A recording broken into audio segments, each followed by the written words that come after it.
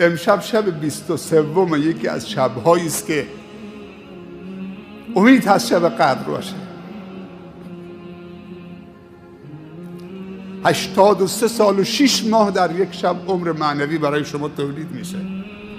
اگر تو امشب یا شب‌های آینده نصیبتون بشه عمر معنویتون 83 سال، یعنی کسی 5 تا رمضان 5 تا شب قدر نصیبش بشه 415 سال عمر معنوی میکنه. حالا عمر حضرت نوح بالاتره یا عمر امت محمد بالاتره؟ 10 تا شب قدر نصیبش بشه حساب بکنید 800 سال 900 سال تو 10 تا شب قدر اگر نصیبت بشه. لیلة القدر خیر من الف شهر سلام هی حتی مطلع الفجر.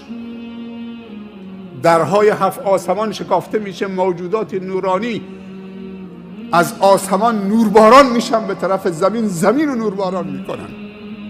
دنبال رکوع کنندگان و سجده کنندگان هستن، دنبال حلقه های ذکر هستن، با مؤمنین تو این شبها مصافحه میکنن. سلام هی حتی مطلع الفجر. آرامش کامله. موفق و مایت باشید. نماز وتر رو با هم میخونیم. لحظاتی هم چه هر کسی با خودش و خداش خلوت میکنه. 5 دقیقه 10 دقیقه 2 دقیقه با زبان مادری خودت بعد از دعای وتر، بعد از نماز وتر دعا بکن.